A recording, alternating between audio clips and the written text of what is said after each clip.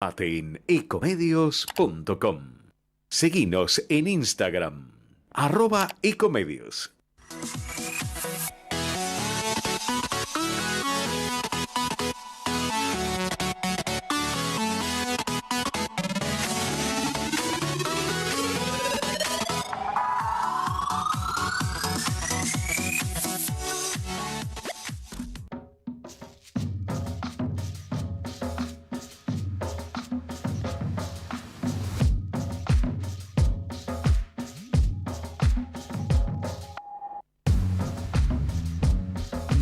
Muy buenas tardes, 17:05 y ya le damos la bienvenida al señor Jorge Enríquez. ¿Cómo está, Jorge?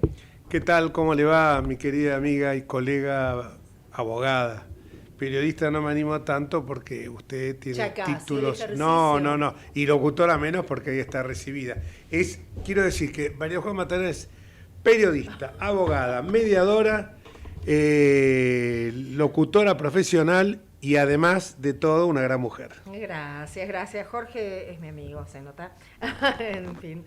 Bueno, estamos acá en un día muy especial en el cual creo que tenemos que hacer, ¿no?, un poquito de memoria respecto de lo que sucedió, la gran pérdida que tuvimos todos los periodistas, y creo que vos también te sentís como cualquier periodista, porque también lo sos, dado que estás trabajando en los medios de comunicación, o por lo menos sos un comunicador, y la pérdida de lo que fue Magdalena Ruiz Guiñazú realmente fue muy lamentable. Estaba dentro de lo previsto, tenía 91 años, tengamos en cuenta esto, pero también esta mujer que en los momentos más duros fue y estuvo presente, fue la primera en recibir a las madres de Plaza de Mayo, en fin, digamos, como que tuvo una vida y un protagonismo y un compromiso, sobre todo compromiso que en los momentos más duros es cuando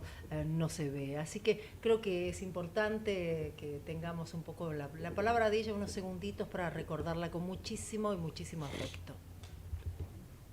Estamos Quiero adherirme a esto que decís vos, sí, a la valentía de Magdalena. Buenas tardes a todos. En una nueva edición de Entre Ustedes y Nosotros, la valentía que tuvo en momentos difíciles, porque hablar sin callar su boca para defender las libertades individuales, en momentos que todavía el partido militar tenía mucha fuerza, porque era un evidente factor de poder, que Magdalena haya tenido esa valentía, que la tuvo no solamente durante la dictadura militar, recordemos que formó parte de la CONADEP, recordemos que fue testigo en el juicio de los comandantes, que ahora justamente se va a estrenar la película Argentina 1985.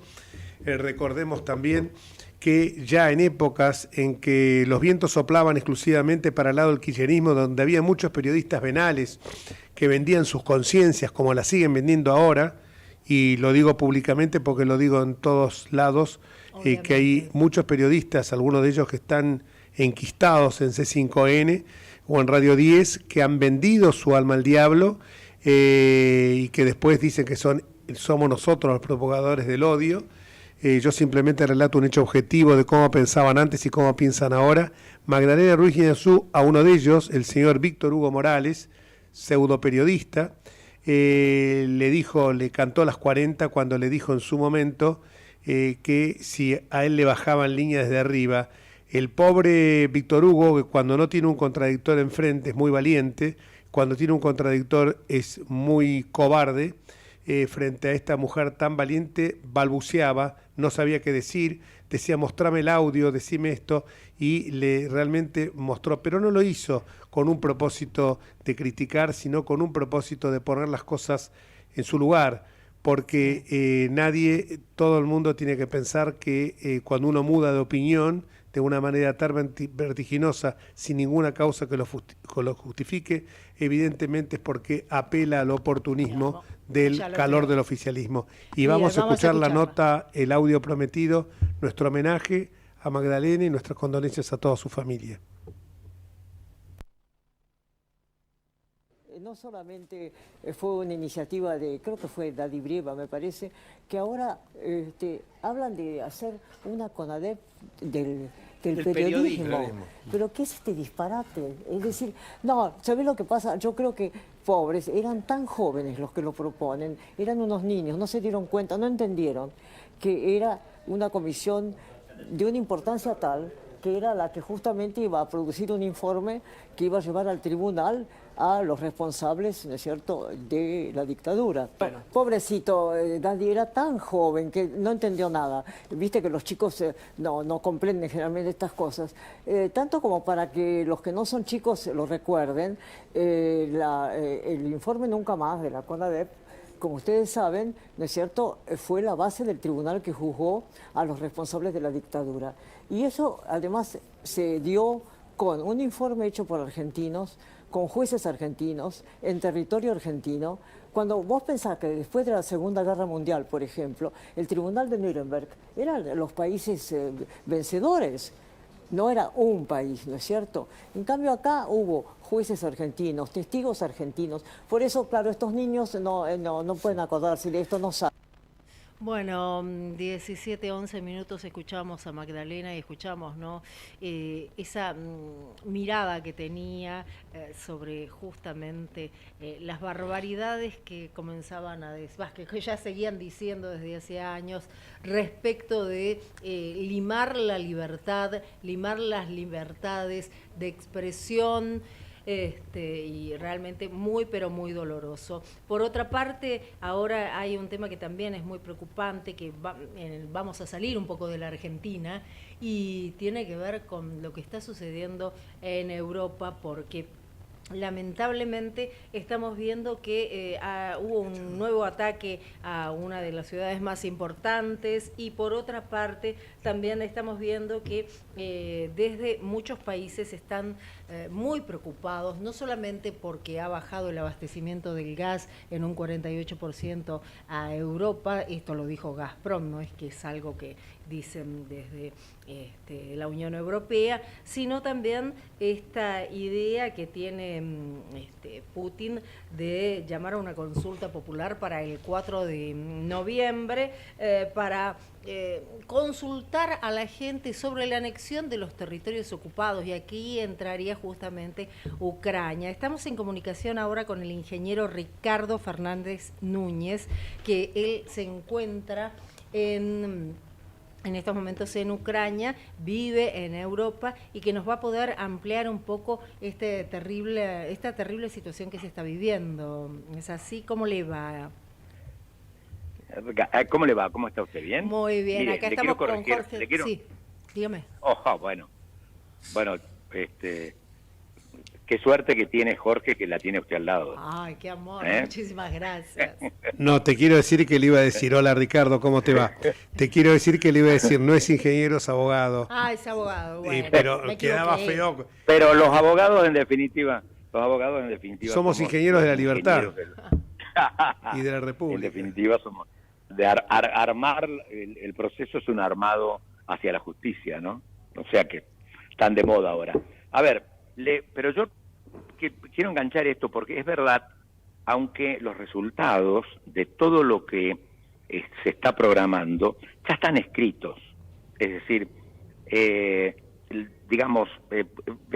como venimos viendo, sí, lo que necesita el gobierno ruso es, digamos, una barrera, un pulmón poblacional, o aunque no esté habitado, un pulmón de tierra inhabitable o prorrusa que inhiba al ejército de la OTAN llegar hasta las fronteras de Rusia. Esto es la teoría, digamos, geopolítica de Putin desde que empezó. O sea, Putin es el tipo más previsible del mundo. Ahora bien, ¿cuáles son las situaciones que está presentando hoy? El plebiscito del 4 de julio, que lo van a adelantar, no tiene, se sabe el resultado, como se sabía el resultado del referéndum de Crimea, para saber si la población quería que se anexara o no se anexara a Rusia. Es decir, se hizo el referéndum un día, a la noche votaron por sí el 98% de los que fueron a votar. Al otro día se firmó el decreto, se anexó Crimea y lo anexó a la Constitución porque uno de las cláusulas constitucionales que tiene Rusia es que por decreto presidencial puede anexar territorio, cosa que es, digamos, bien imperialista, ¿no? O sea, es la esencia del imperialismo de que por el decreto del rey, del zar, del señor Putin, puede anexar un territorio que expresa la voluntad de ser anexada.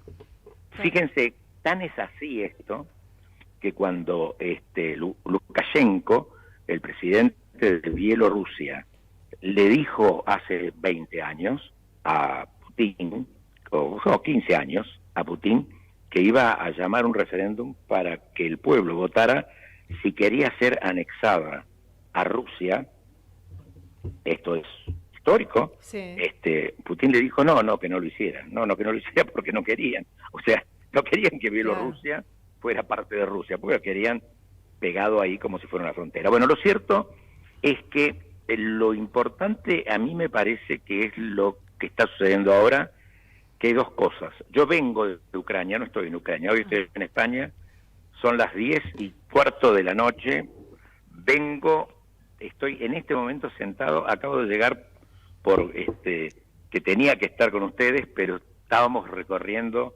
fincas, las fincas nuestras, los viñedos nuestros de noche, porque se nos viene una cosecha bastante complicada, entonces estábamos, como se dice acá, muestreando, ¿no?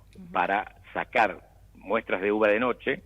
Ustedes saben que la uva de noche se hidrata, chupa todo lo que puede para resistir el calor del día. No lo sabíamos, yo por lo menos no lo sabía. Claro, bueno, digamos, por eso es tan importante lo que se llama amplitud térmica. Claro. Cuando hace calor, mucho calor a la mañana, la uva se deshidrata.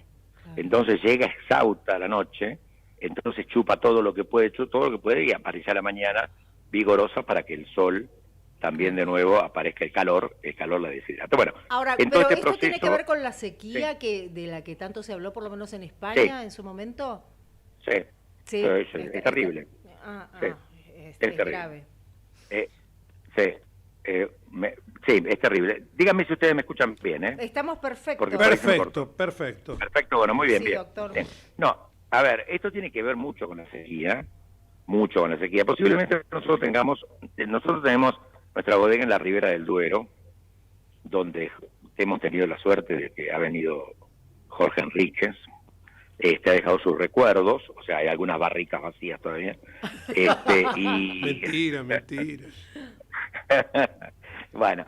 Pero, que tomo el vino Callejón del Crimen en la Argentina, es cierto, Callejón del Crimen. Le hago la publicidad, excelente vino. Sí, él toma el Callejón del Crimen, que es el nuestro mendocino, ¿no? Bueno, pero, a ver, esta es una cosecha muy complicada, vamos a tener menos uva. Lo cuento desde la perspectiva de un hombre que tiene que vivir la economía de los otros también, ¿no? Pero esto también tiene mucho que ver. Ustedes hablan de la sequía por un lado, por otro lado, en plena guerra, porque la guerra está, y a su vez con índices de inflación que son totalmente desconocidos para la Unión Europea. Digamos como que el combo es bastante explosivo. Estamos en la tormenta perfecta. Primero la sequía. A ver, vamos un poquito más atrás. La sequía es un proceso que en la estación, o sea, donde crece la uva, esto se inicia, estamos en septiembre, y hay regiones que ya cosecharon. Estamos a 5 de septiembre y están terminando la cosecha. Y hay algunas que cosecharon a principios de agosto. ¿Por qué? Porque el cambio climático es tan fuerte, tan brutal, que las especies de la genética de las uvas reaccionan diferente y maduran prematuramente, y ustedes saben que el fruto que madura hay que sacarlo del árbol, hay que cortar porque si no se pudre, ¿cierto? Sí. Entonces, primero, nunca hubo tanta cantidad de incendios, voy a hablar de Europa primero, ¿no? Entonces nunca hubo tanta cantidad de incendios como ha pasado ahora en España. Han sido en un momento España tenía casi 35 incendios declarados, pero activos, esto en el mes de julio-agosto, activos que se llevaron miles y miles de hectáreas de bosques, que por supuesto tardan 25, 30, 40 años en volver a crecer. Un desastre ecológico. Pero por otra parte, nosotros en la zona de Ribera del Duero hemos tenido, por ejemplo, casi un mes seguido, con muy, por ahí un día no, pero casi un mes seguido, temperaturas de 42 grados a la mañana y 38 a la noche, a las 10 de la noche. Entonces, la famosa amplitud térmica de la que estoy hablando era 42 a 38, 4 grados. Era la muerte de la uva. La uva no tenía capacidad de recuperación. Bueno, creemos que va a haber merma. Esta es una región, Ribera del Duero, que está acostumbrada a producir 120 millones de kilos.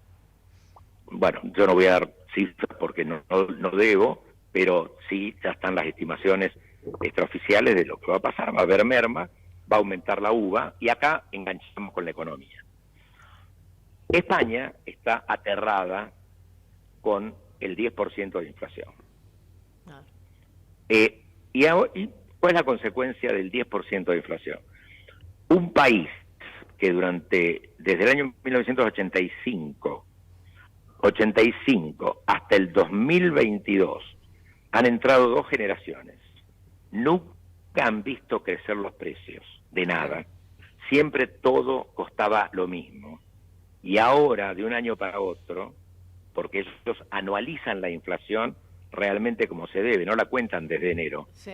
Ahora la inflación se cuenta desde agosto a julio, después agosto, o sea, la anualizan a los efectos de tener una estadística real, no parten de cero el 31 de diciembre, porque la economía es un proceso, ¿cierto? Esto de decir, bueno, es como decir, bueno, se terminó todo el fin de año y empezamos de nuevo en cero. No, acá no es así. Entonces, están con el 10%.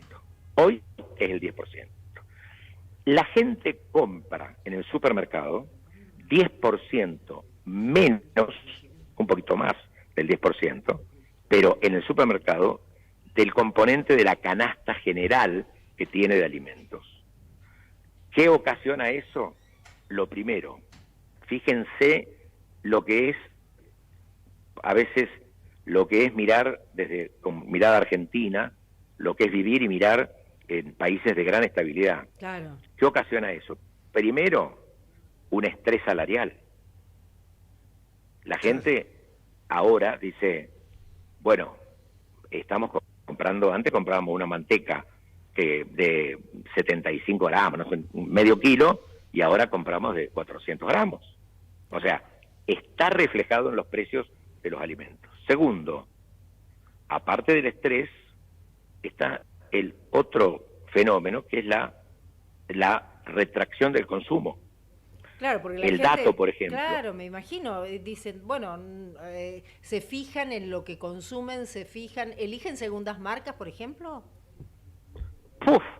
Pero ese fenómeno hoy, la segunda marca hoy, es el día a día. O sea, lo que nosotros ya conocemos como segundas marcas, acá hoy es una novedad y están a full.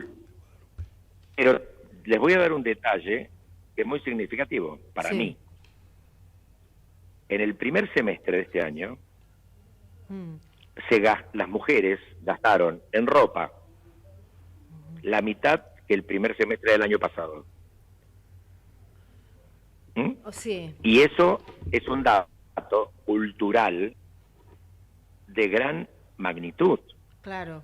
Porque si hay algo en las puntas de la economía que es imbatible, o sea, que es imbatible, son 2 índices: la ropa de mujer, claro, sí, totalmente, y la ropa de bebé.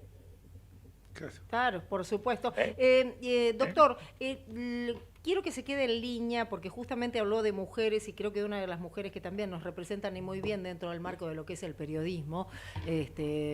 Hoy hablamos de Magdalena, por supuesto que es la suprema para todas nosotras. Qué pérdida, ¿no? Una pérdida tremenda. La tenemos nada más ni nada menos que a Guadalupe Vázquez. Guadalupe Vázquez es una periodista también muy valiente, muy joven ella, y que, bueno, obviamente siempre nos estamos solidarizando porque vemos de qué manera, sin mermar adjetivos, quieren despreciar y menospreciar su trabajo, que lo hace de manera impecable. No sé, Jorge, creo que coincidís. Sí, fue atacada en las últimas horas por un periodista o pseudo periodista. No es periodista, esa persona. Estanislao Guasora, que se hace pasar por periodista, que aparte es una persona que no tiene credenciales, digamos, democráticas, o por lo menos en el orden personal suficientemente afiatada, porque tiene ya una condena por violencia de género, por haber agredido físicamente a su mujer o exmujer, una condena de 3 años en suspenso, obviamente, y ahora se ha despachado Dos denuncias más, y no ha tenido mejor idea que en este discurso de odio que pretende instalar, culpando a la oposición, a los medios y a la justicia, este señor, o si se le puede decir así, se ha subido y le ha atacado a una gran amiga, periodista, como decía bien, muy joven, de La Nación, Guadalupe Vázquez, y me gustaría que te quedaras enganchado. Guadalupe, buenas tardes, te habla Jorge Enríquez y María Luján Batallán, acá de AM 1220, para expresarte nuestra total solidaridad, como lo hicimos ya, lo hice yo por Twitter, y el repudio a ambos.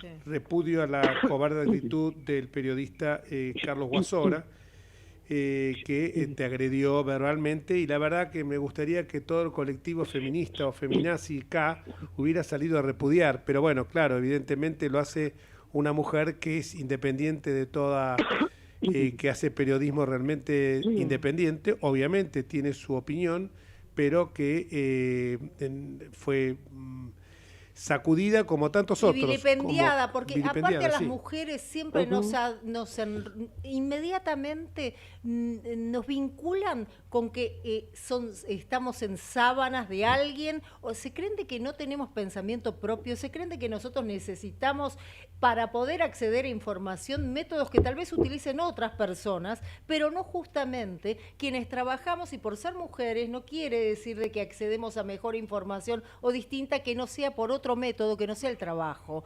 Guadalupe, me gustaría escucharte. ¿Qué tal? Bueno, claro, muy buenas tardes. Muchísimas gracias por la presentación, sobre todo por lo de joven.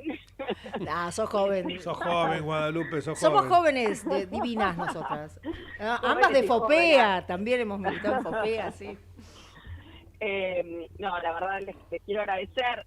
No había visto el tweet solidarizándose, Jorge, así que muchísimas gracias. Lo agradezco entonces por este medio.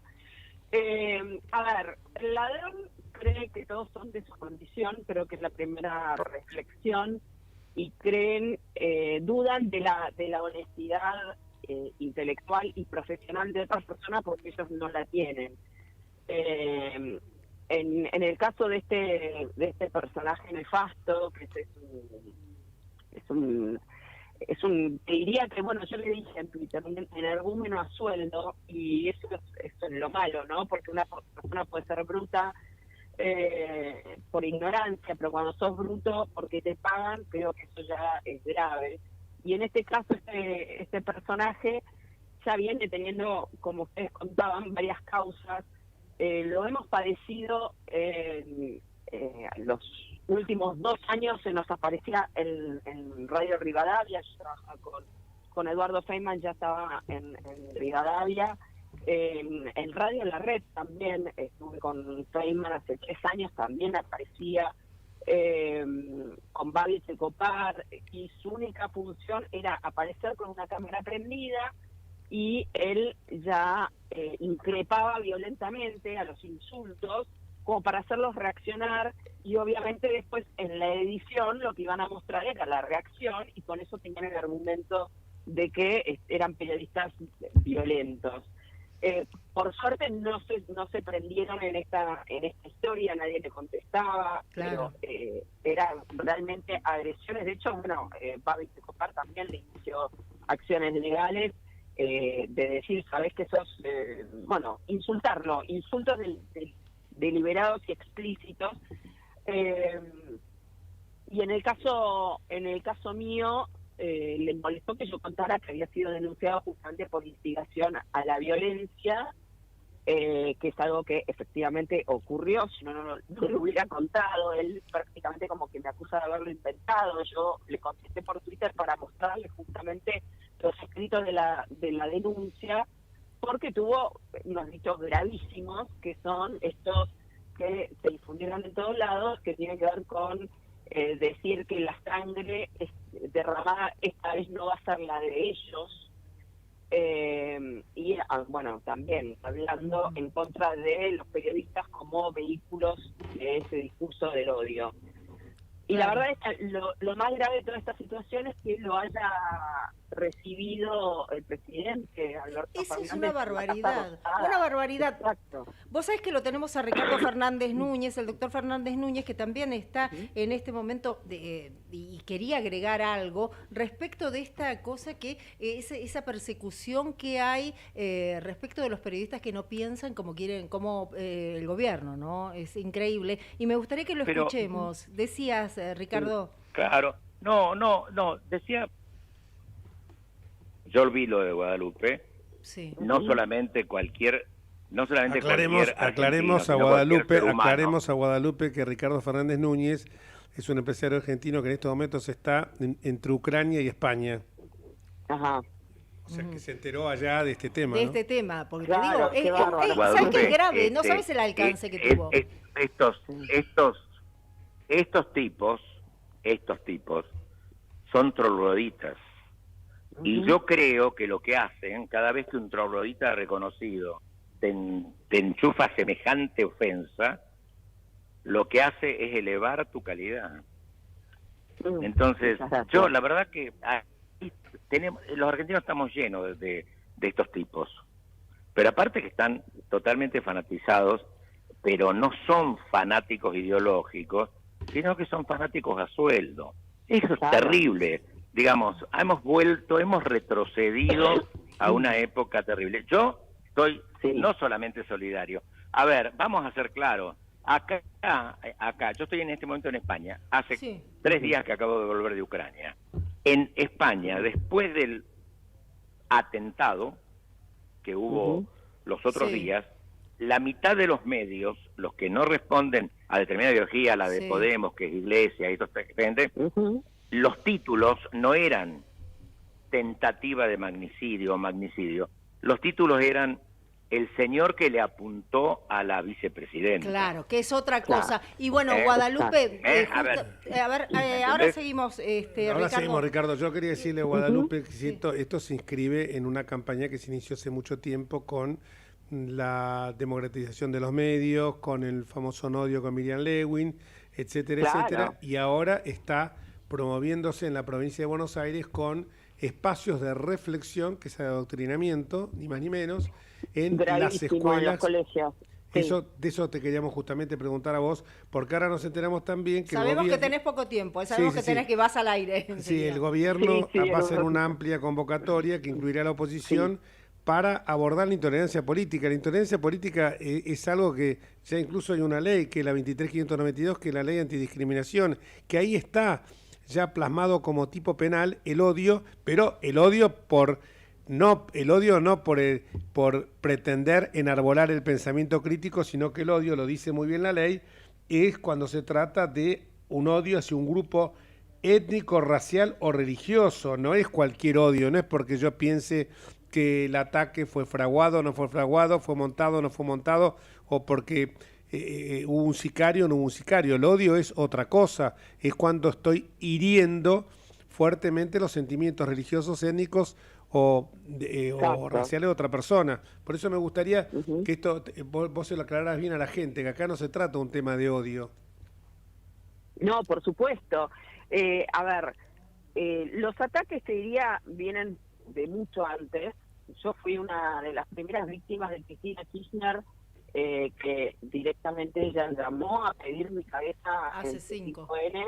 en febrero del 2013, o sea, en pleno apogeo de Cristina Kirchner, que yo conté por Twitter lo que ocurría en ese C5N, que era un C5N de transición. Yo había entrado a trabajar cuando era un canal normal de Daniel Haddad, y después nos encontramos con esta sorpresa que lo había comprado Cristóbal López, y pasaron pocos meses desde la compra de Cristóbal López, en donde a nosotros nos decían, porque obviamente nosotros planteábamos nuestras dudas con respecto a qué iba a pasar con la línea editorial del canal, y siempre dijeron que no se tocaba la línea editorial, que íbamos a trabajar con total libertad.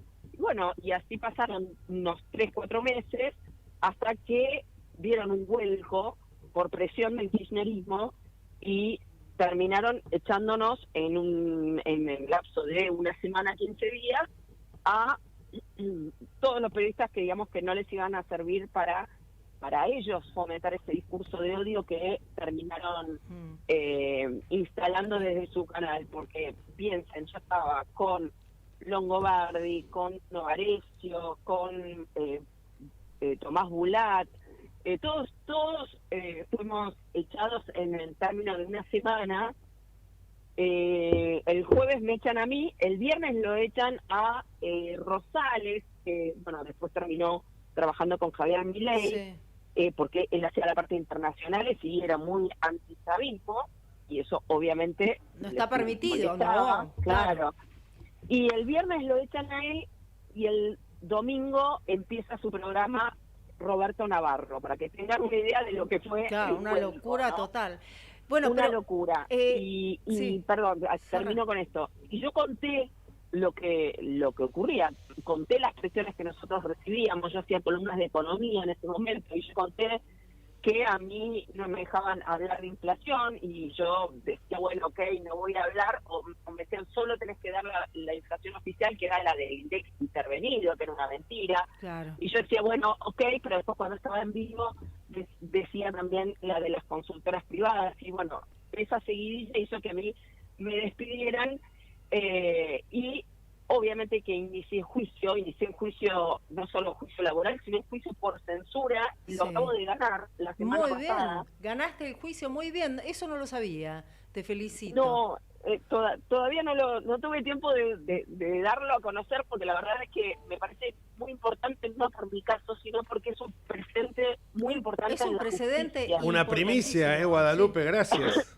Les estoy dando la primicia. Gracias, te debo una para algún programa tuyo. Juicio por censura, vos empezaste... Por censura, sí. Exacto, contra Cristóbal López, contra el grupo Indaro, y que vean los políticos que no les va a resultar tan fácil como ellos creen pasarnos a los periodistas. Aclaremos a mí me tiraron todos los trolls. Sí, perdón. Aclaremos una cosa, que aparte de que te echaron de C5N, vos no tuviste mejor idea que obteniendo por vías absolutamente normales una foto, fuiste la que descubre la fiesta clandestina, la famosa festichola de Olivos. Exacto. Con la foto que vos, porque aclaremos lo que ella la primicia es la periodista fue que nos tuya. dio la primicia también. O sea que nos diste la primicia a todo el país. A todo el país, y ahora nos la das a nosotros con esto de que fuiste absuelta, que ganaste, mejor dicho, el juicio. Ganaste el juicio. Por censura. Justamente que somos abogados. Sí, todos somos abogados acá, pero así que entendemos. Escúchame, Guadalupe, no sé, si querés cerrar con algo, porque sé que te tenés que ir, así que... Sí, tengo que entrar ya al aire. Te entiendo y no te quiero jorobar.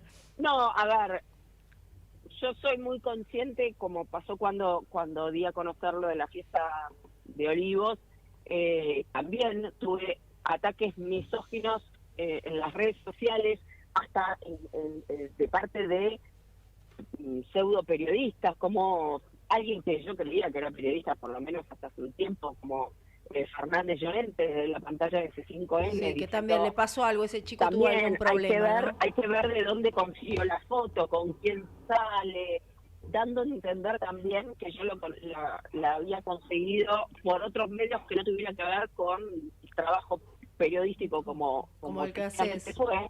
Y la realidad es que si siguen insistiendo con eso, es porque no pueden desacreditar la información que doy. Entonces Claro. buscan atacarme a mí como mujer. Y no se las voy a dejar pasar. Ya inicié acciones legales Muy bien. contra este señor. Bueno, señor es muy... No le cabe. Es muy generoso de mi parte, pero... porque creo que a los matones hay que frenarlos y si nosotros nos acomodamos, ellos lo que buscan es la autocensura, ¿no? Claro. Que los periodistas empecemos a tener miedo de que nos ataquen en las redes y que nos difamen. Y la verdad es que si nosotros empezamos a tener miedo, los que ganan son los malos. Entonces, Claro. creo que eso es lo más importante que tenemos que tener en cuenta y que no hay que achicarse. Siempre está la justicia para accionar y que vean que no les va a ser gratuito atacar. Desde ya. Gracias, Guadalupe. Te mandamos un fuerte abrazo. Muchísimas gracias a Y ustedes. sabés que estamos con vos siempre. Te mandamos un Nuestra Muchísimas solidaridad y a la gente que decirle justamente eso que decís vos, que siempre el miedo es 100 veces menor de lo que te va a pasar realmente. O sea que la gente magnifica mucho las cosas que pueden venir como consecuencia de la acción que debe tomar de acuerdo a su conciencia paralizada por el miedo. Y siempre el miedo es mucho, te termina paralizando. Que no quería caer en el lugar común, pero es así. Así que te felicito y seguir con esa valentía con la que te estás mostrando siempre. Gracias, Guadalupe. Un beso enorme. Hasta luego. Muchísimas gracias. Buenas tardes a todos. Buenas tardes. Sí, Gracias. bueno, lo tenemos en comunicación también. Sabemos que ya va al aire a Ricardo Fernández sigo. Núñez. No, y, que bueno, ya me están diciendo que me dicen que están los resultados de los análisis. bueno, también te dejamos a vos las en graduaciones que tenemos la segunditos. UBA. Sí, pero quiero hacer una sola reflexión. Sí, por favor, para esta cerrar. Chica, esta periodista, lo que hizo cuando dio a conocer la fotografía de la fiesta, fue en realidad desenmascarar una realidad, porque se anticipó mostrar lo que el señor que preside la República Argentina que es lo que soy, y que todo antes no lo ven, y ella dio la primera foto, y a partir de ahí llegó hasta donde llegó. No sé en qué fábrica está en este momento inaugurando un torno el presidente de la Nación. No lo conoce. Ha quedado, lamentablemente ha quedado, digamos así, uno que conoce, digamos, en Europa, ustedes saben que las repúblicas son parlamentarias, sí. Los gobiernos son parlamentarios, el primer ministro sale del Congreso, el presidente de las relaciones exteriores, pero es un ser respetable. Entonces, lo que hay que tener en cuenta muy bien con esta chica Guadalupe, que hay que defenderla mucho, es que lo desenmascaró a quien no puede estar al frente de una república como la Argentina. Pero también quiero decir algo, y lo digo con mucha responsabilidad. La gente... Sí, ahí te perdimos. No saben lo que están haciendo. No saben lo que están haciendo. No, terrible, y las consecuencias que esto puede llegar a traer. Bueno, lamentablemente ya lo perdimos a Fernández Núñez, pero me parece que... estás acá. ¿Hola? Hola, sí. Vamos con el comentario final, ¿me decías? Te decía que no saben, pero yo les voy a contar algo de las antípodas de mi vida, que son antípodas. En una conferencia de televisión, transmitida en directo, había un presidente que había vuelto de Europa después de muchos años, el presidente, el general Perón, y estaba una periodista que pertenecía al diario El Mundo, que en ese momento era del ERP. O sea, no, desde el punto de vista político, no hay ninguna figura ahí que no sea más lejana y más contrapuesta a mi pensamiento social, por decirlo Claro. así. Entonces, cuando esa chica le preguntó a esa periodista, perdóneme, quiero preguntarle al señor presidente, ¿qué pasa con estas bandas parapoliciales? El señor presidente miró y le dijo, ¿le toma el nombre a esa periodista? Sí, hay un video Y- con eso. Tremendo. Bueno, yo lo vi, yo no lo vi en video, yo lo viví en directo. Entonces, no saben lo que están haciendo fomentando la violencia. Están locos, están locos. Que paren, porque en definitiva uno va a terminar poniéndose en el lugar de acción y va a decir, estos mocosos imberbes no saben lo que están haciendo. Bueno, Que se retiren de la Plaza de Mayo, que se dejen de embromar. bueno, muchísimas gracias y bueno, nos encantaría la Un próxima abrazo. semana volver a tenerte con Un nosotros. abrazo enorme, Ricardo, y bueno, Chao, Jorgito. un gusto tenerte siempre con Chao. nosotros. Un abrazo. Gracias. 17:45 minutos, nos vamos a una pausa, enseguida volvemos. Ecomedios.com AM1220. Estamos con vos. Estamos en vos. Estamos llenos de historias verticales. Girá tu celular. En Catamarca tenés algo distinto para contar. Girá, girá, no te pierdas de nada. Vení a contar una historia distinta.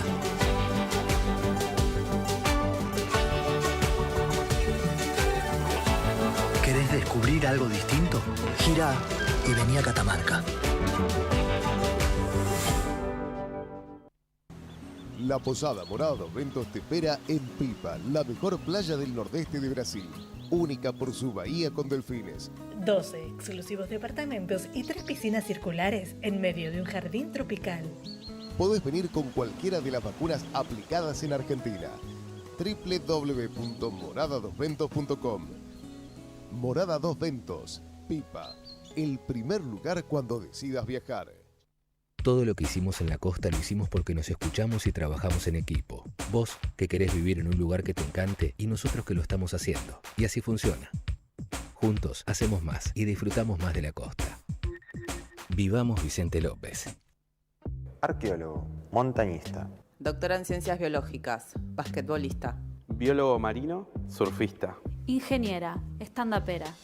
Eso y todas las combinaciones que se te ocurran. Que lo que quieras hacer incluya la ciencia. Primero la gente. Ministerio de Ciencia, Tecnología e Innovación. Argentina Presidencia. Informate en ecomedios.com. Seguinos en TikTok, @ecomedios1220.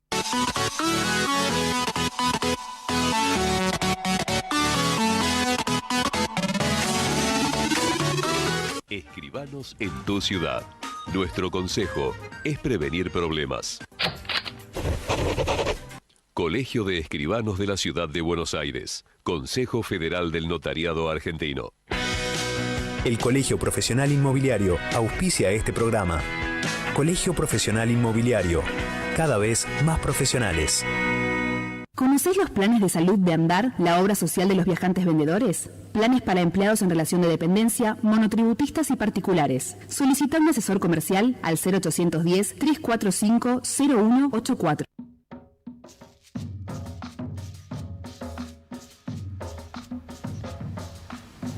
...17:48 y estamos acá compartiendo hasta las 7 de la tarde entre ustedes y nosotros, y estábamos viendo, ¿no? Venimos charlando lo que nos decía Fernández Núñez hace unos segundos. Qué increíble que el presidente no esté inaugurando un torno en vez de estar hablando del tema de los medios, como estaba hablando hasta recién, volviendo a culpar a los medios de los desastres que ellos hacen. Y creo que no hay, y como recién lo decía Guadalupe, no hay en definitiva magnitud del desastre que están haciendo. No saben las consecuencias y las consecuencias económicas que están trayendo también, porque esto no es gratis.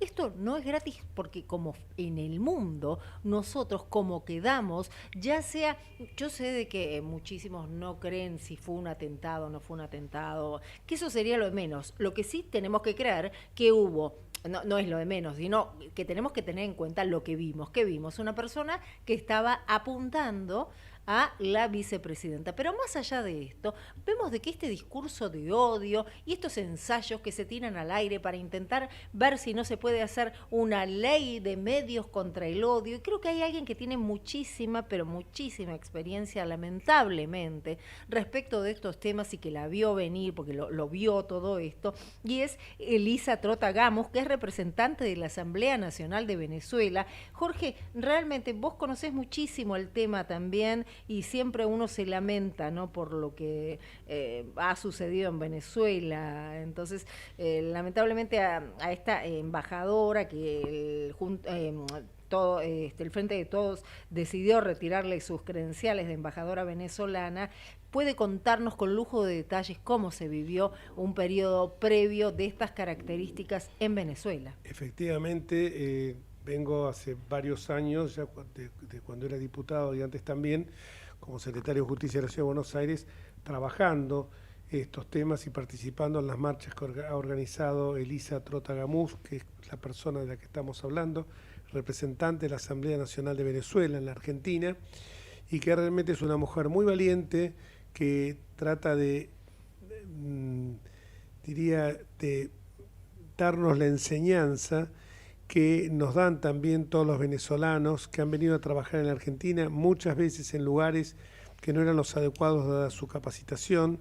Digamos que la gran mayoría de los venezolanos que vinieron a la Argentina, nuestros hermanos de Venezuela, son con títulos profesionales, con máster, con MBA incluso, y han tenido que venir a trabajar en lugares donde a lo mejor calificaban muy alto.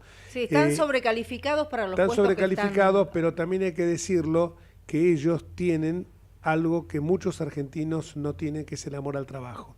Esto hay que decirlo porque uno, si no, nos explica cómo dicen no hay trabajo, piden trabajo en un restaurante de mozo, de bachero, de recepcionista, y los que se presentan a trabajar son compatriotas venezolanos que en muchos casos está muy poco tiempo, porque después la gente se da cuenta. A mí me pasó con una chica que era cocinera y que resulta ser que era abogada y licenciada en Relaciones Humanas, que después entonces le dije, mirá, vos calificás muy alto, por más que seas una excelente cocinera. Había aprendido a cocinar en Harvard, para cocinar para los compatriotas venezolanos y colombianos que estaban con ella estudiando. Y entonces le dije, bueno, tratamos de ver cómo la podíamos ubicar en un estudio y finalmente lo conseguimos. Es bueno que nos transmita la experiencia de cómo fue en Venezuela y machacar en esto, porque por más que uno lo diga y lo repite, siempre hay alguno que te dice, no, Venezuela es distinto, nosotros tenemos una clase media que Venezuela no tenía, acá no va a pasar. Primero, la clase media desapareció acá. Y en segundo lugar, Venezuela tenía una clase media también fuerte, una clase media, y sin embargo arrasaron con todo. Hola Elisa, te queremos escuchar y que nos transmitas tu experiencia de cómo se fue deslizando peligrosamente hacia esta dictadura que hoy es el chavismo. Hola, buenas tardes, muchas gracias por la invitación, un placer saludarlos. Sí, bueno, yo creo que ustedes han hecho una buena introducción en relación a cómo se fue gestando todo. Específicamente la ley del odio en Venezuela es una ley que se promulgó en el 2017. Ese fue un año además donde hubo 6 meses de protestas políticas continuas, donde la dictadura asesinó a casi 180 ciudadanos, en su mayoría jóvenes, y fue en ese escenario que crearon esta mal llamada ley. Esta es una ley que suprime el libre ejercicio de la libertad de expresión, que facilita la censura, que digamos que le faculta al Estado a sancionar todo, medios de comunicación, los tradicionales y los digitales, los sitios de internet, revocar licencias. Es insólito, pero impone penas hasta por 20 años de prisión, con la excusa de castigar el discurso del odio. Y tal vez a veces, para dejarlo más claro, es como que en Venezuela pueden darte más años de prisión por postear o hacer alguna referencia de una imagen contra el gobierno que por asesinar. Sí, yo había leído eso y no lo podía creer, o sea que usted lo ratifica esto, que uno... Sí, así es. O sea, por un mensaje de Twitter, escuchen esto, es tremendo, por un mensaje de Twitter puede llegar a tener la misma condena que un homicidio simple. Tremendo. Así es incluso mayor. Es muy difícil porque además, según esta ley nuevamente, o sea, se persigue a la disidencia, no solo a los comunicadores sociales, a los activistas políticos, a las ONG, pero a cualquier ciudadano. Durante la pandemia tuvimos varios casos de médicos encarcelados por denunciar en Twitter cuál era la situación de los hospitales públicos en el país. Claro.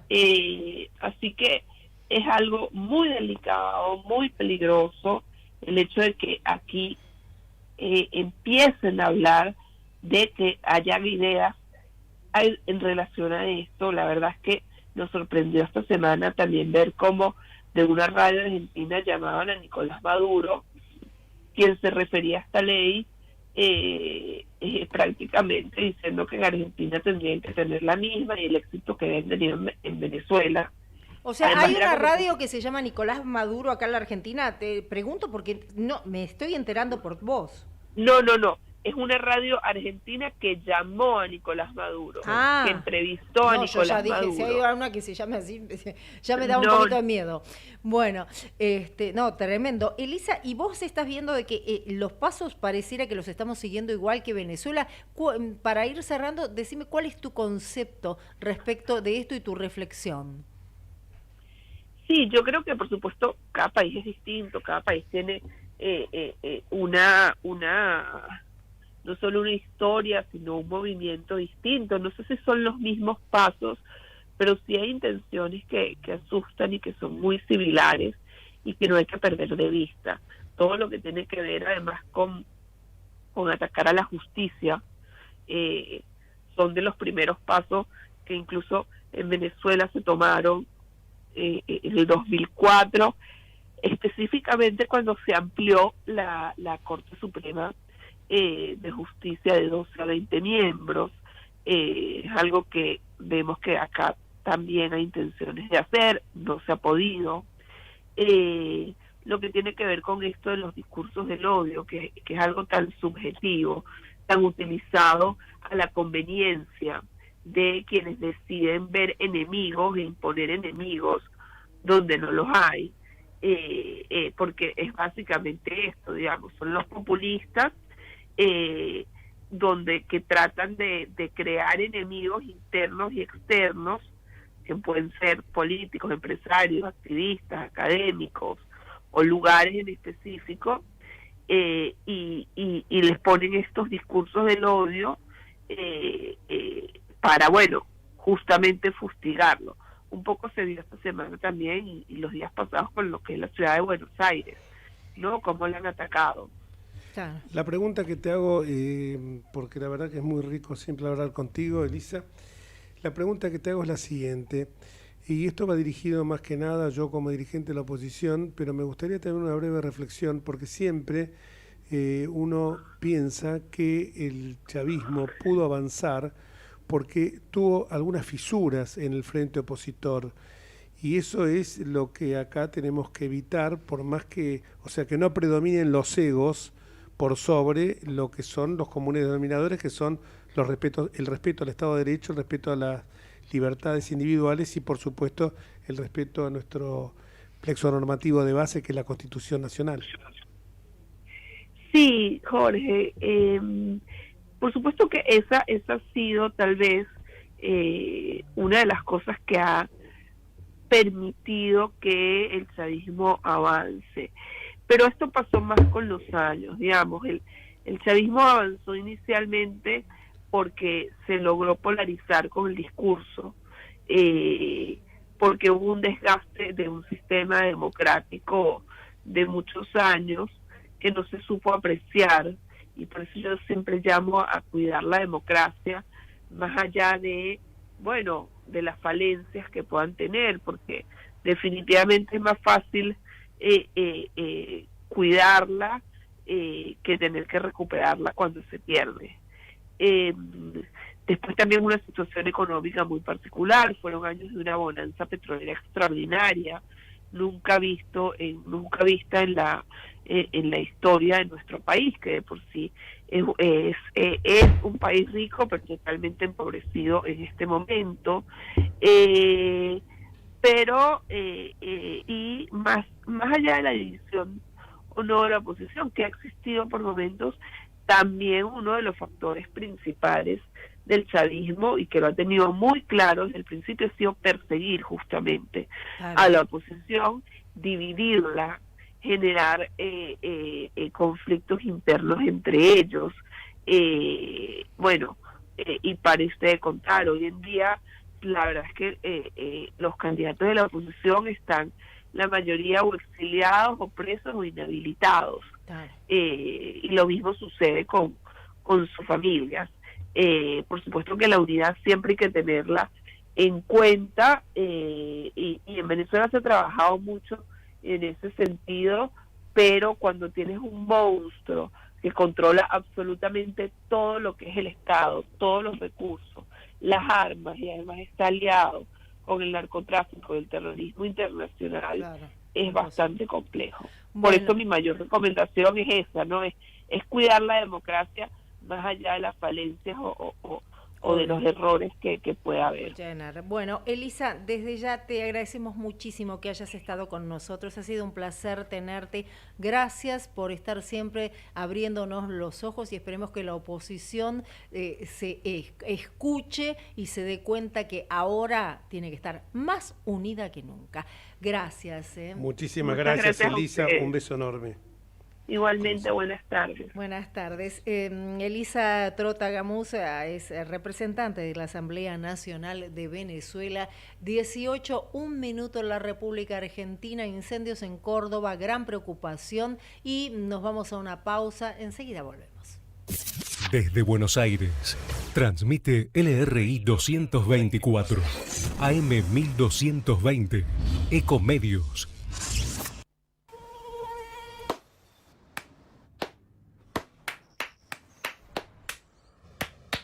No aplaudamos al mosquito, combatámoslo en serio.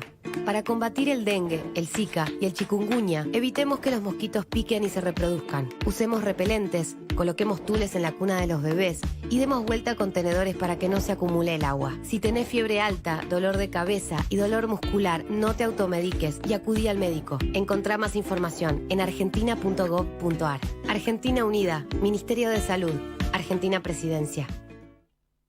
Arqueólogo, montañista. Doctora en Ciencias Biológicas, basquetbolista. Biólogo marino, surfista. Ingeniera, estandapera.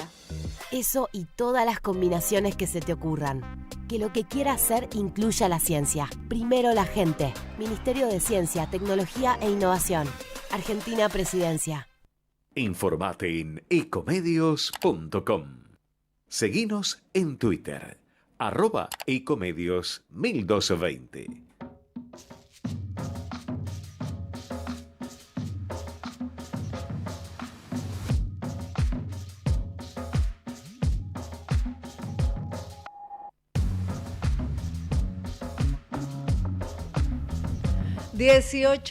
Tres minutos entre ustedes y nosotros. Estamos hasta las 7 de la tarde.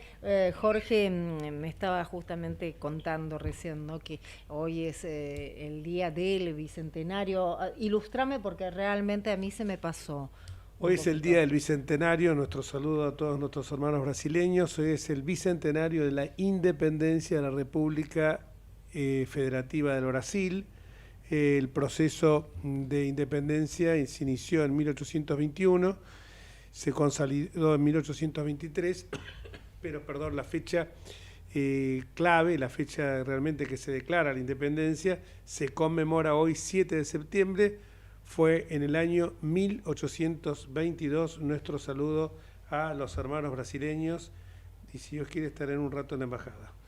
Bueno, perfecto. Seguramente es una fecha muy, pero muy importante, y el saludo a quienes queremos muchísimo, ¿no? Que ese país que siempre cuando lo mencionamos nos da esa sensación como de alegría, ¿viste? Como que vos decís, Brasil, no sé, es como que te lleva a pensar siempre en algo alegre, por lo menos a mí me repercute así. Sí, a mí me pasa lo mismo, excepto cuando viene el tema futbolístico. Cierto que vos sos muy futbolero, sí, como yo no soy futbolera. Y a quien tengo en línea también, nosotros con nuestros hermanos brasileños y uruguayos tenemos una muy buena relación, excepto cuando tocamos el tema fútbol. Pero hay que reconocer que siempre fueron equipos de fútbol que practicaron un fútbol atildado, un fútbol elegante, fútbol champán, como nos gusta a Osvaldo Pérez Sammartino, que es hincha de Independiente, y yo que soy de River, porque son dos clubes que han justamente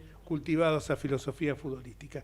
Buenas tardes, Osvaldo Pérez Sammartino, querido amigo, seguís dando clases en la Universidad de San Andrés, te tenemos online. Así es.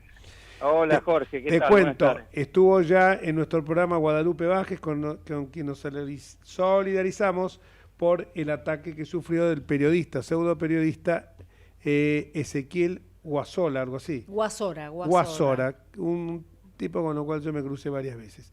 Que es un muchacho que aparte tiene... No le demos entidad. No, pero aclaremos la libertad de expresión. Aclaremos que es un golpeador de mujeres, lo ha hecho esto en reiteración. Está condenado por ello. Y tiene dos causas más. Y tiene 2 causas más, o sea que, bueno, si esta causa que le iniciaron ahora prospera, por incitación a la violencia, la condena condicional se termina y tiene que ir preso. Pero bueno, la feminazis K no dijeron nada, ni cuando la atacó a Guadalupe Vázquez, ni cuando tuvo las otras causas penales donde fue condenado. Ahora, bueno, si dicen también que en este caso hay lawfare, ya bueno, hay lawfare en todo, ¿no? Cuando uno cruza un semáforo colorado también van a decir que es lawfare o estaciona mal, que hay lawfare porque según quien lo haga. Bueno, Osvaldo, querido, contanos un poquito cómo estás viendo... Sí. No, estaba escuchando lo del fútbol champán.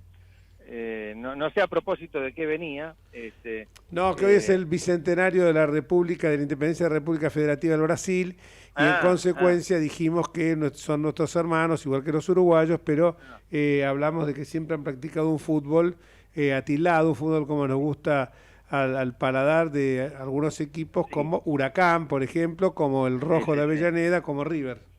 Claro, en cuanto al Rojo de Avellaneda, por supuesto los hinchas tenemos ese gusto, pero últimamente nos brindan un vino avinagrado más que un champán, así que esperemos que algún día volvamos a retomar ese consumo que por lo menos cuando yo era chico y adolescente tenía. No hay mal que dure 100 años, querido amigo.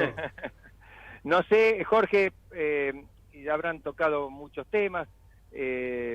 Bueno, acá... sí, Osvaldo, no, más que nada creo que el tema central en estos días es cómo van a cerrar el tema del atentado a la presidenta, después que estamos viendo que están de nuevo convocando a las plazas, ya empiezan con Parque Lezama este fin de semana, y para que en todas las plazas del país se junten por el amor a Cristina y para terminar con el odio en los medios, o sea, no entendieron nada. Me gustaría que en 5 minutos te explayes y nos cuentes a nosotros cómo lo ves.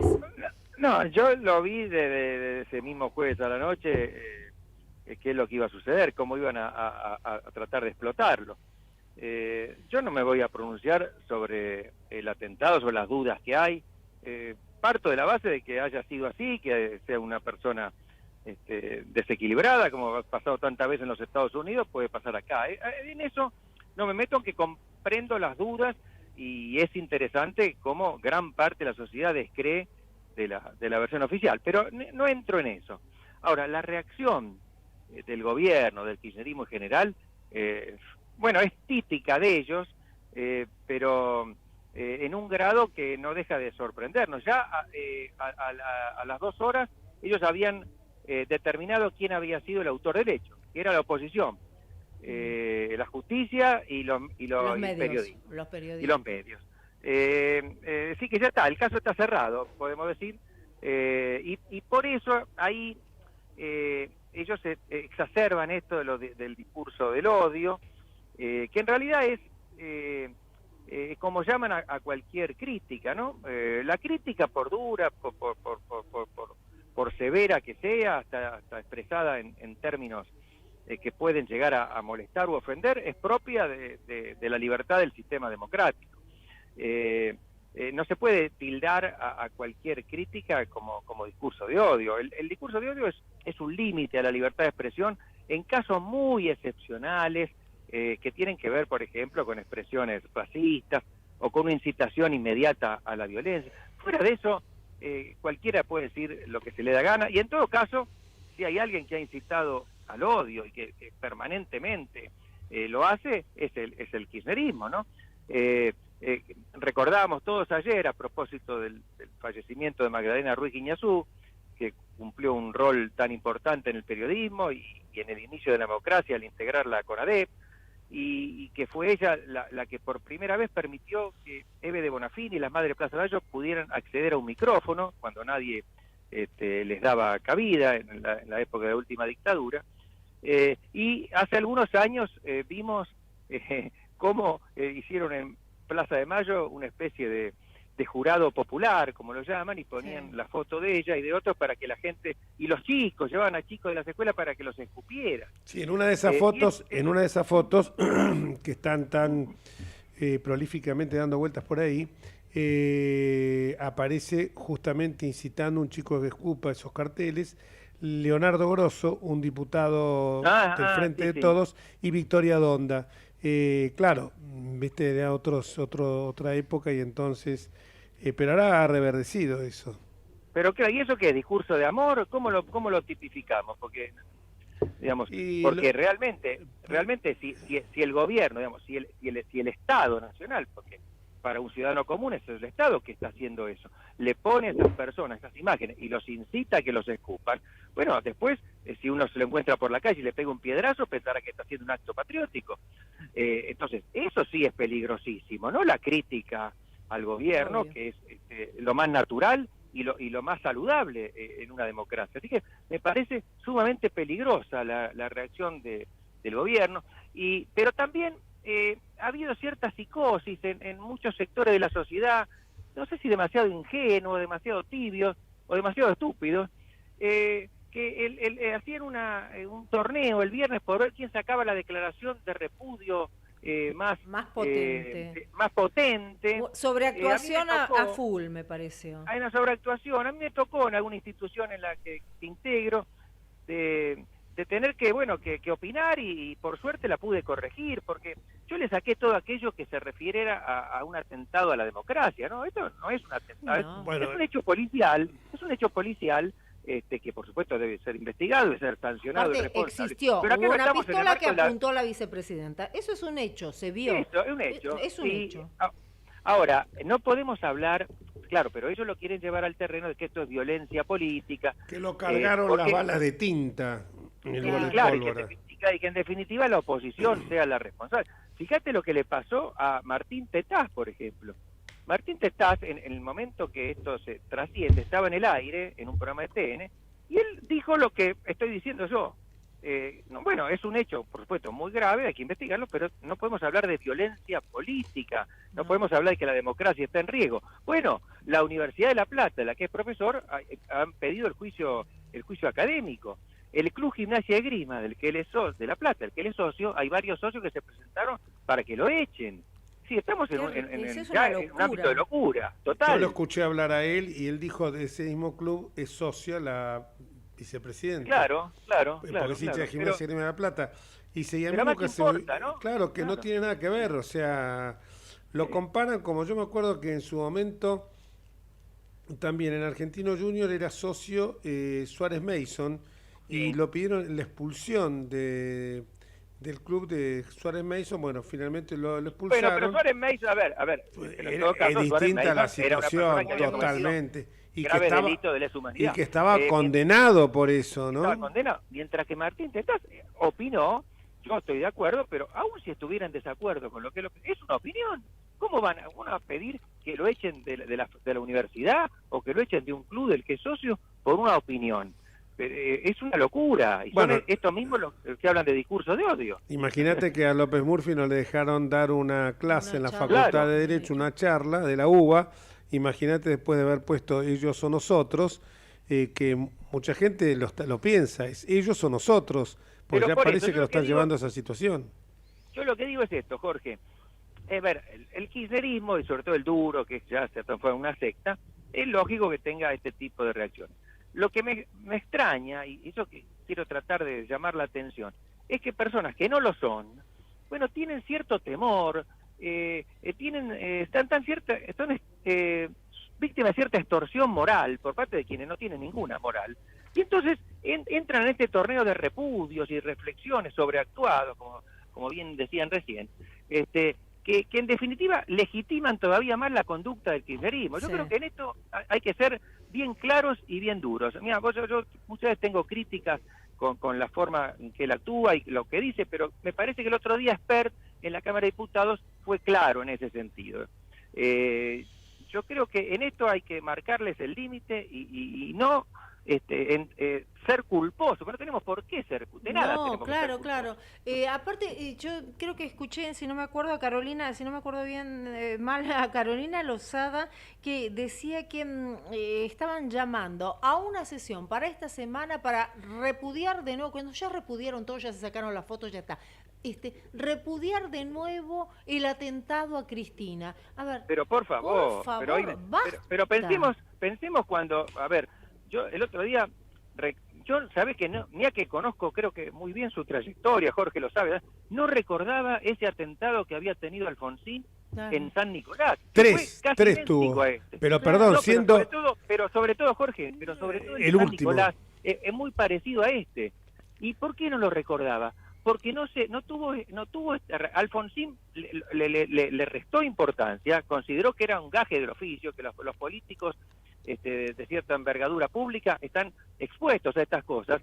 Siguió después con su discurso y prácticamente el tema quedó ahí. No hubo sesión de diputados, no hubo feriado, no hubo nada de nada. Puede ser que en ese momento ya en el año 91 no era presidente de la República, pero no importa, cuando pero el principal líder de la oposición. Perdón, cuando hubo otro atentado, antes había sido cuando fue un acto de una guarnición militar, que uno de los custodios, que por supuesto el mismo custodio que lo tuvo todo el tiempo, que fue que se abalanzó con él San Nicolás y lo tiró al piso para ofrecerse como escudo humano y no que le llegara el disparo a Alfonsín, descubren unos cables que no eran normales que estuvieran allí, estaban enterrados, que estaban conectados a 2,5 kilos de trotil, suficiente para volar todo lo que hubiera a 70 metros a la redonda de donde iba a estar Alfonsín.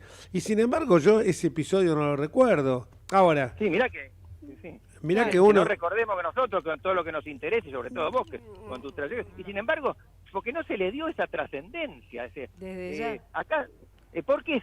¿Por qué se le da? Porque lo quieren explotar en su provecho, porque hacen de esto una excusa para en definitiva para luchar contra la oposición. Se ven débiles y aprovecharon este acontecimiento, que si fue como ocurrió, es realmente muy desgraciado, pero no debe usarse de una forma totalmente impropia.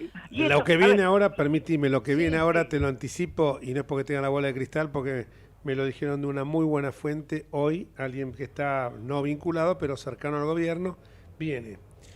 Santuario, devoción mística, ojo lo que voy a decir ahora, que me lo dijeron, devoción mística, ya lo dijeron, no fue Dios, fue Néstor que puso la mano para que la bala... Lo dijo Ferraresi. Ahora están cabalgando sobre eso, ya empezó el santuario, como, bueno, vos no había nacido. Dijo que Néstor detuvo la bala. Néstor detuvo la bala y que Néstor porque al principio dijeron Néstor o Dios, ahora ya es Néstor, el que desde el cielo le ilumina, como el pajarito de Maduro, más o menos lo mismo, ¿no? Yo les voy a cerrar, no sé si quieren seguir con algo más, pero porque yo les quería cerrar el comentario con un tuit que leí en el día de ayer de uno de los editores de Clarín, Ignacio Miri, que realmente me pareció a mí por lo menos me pareció fantástico, que dice: yo como politólogo tengo que reconocer que no había visto venir un atentado político organizado por una banda de porno freaks, tiktokeros, remiseros, vendedores de algodón de azúcar, antiplaneros, fans de Crónica, Nazi Lux, liderada por un brasileño. Realmente, o sea, sí. uno por más que haya estudiado, o sea, no, esta no la vemos venir.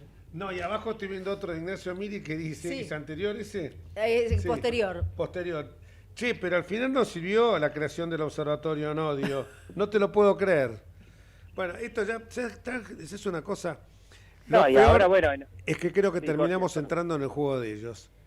Porque vos sí, sabés y que... ahora, sí, decime, Sí, perdón. y lo que vos decís de la oposición, viste, decir repudio, no, pero tenés que poner repudio enérgicamente, pero no, como lo que te pasó a vos me pasó a mí con justa causa, por eso no hubo comunicado tampoco, porque yo dije, bueno, pongamos repudio y esclarecimiento en la misma dirección que el PRO y que, no, hay que poner repudio enérgico, solidaridad, poco más persecución, pero está bien el esclarecimiento. Llegaron a decir que protegieran al supuesto...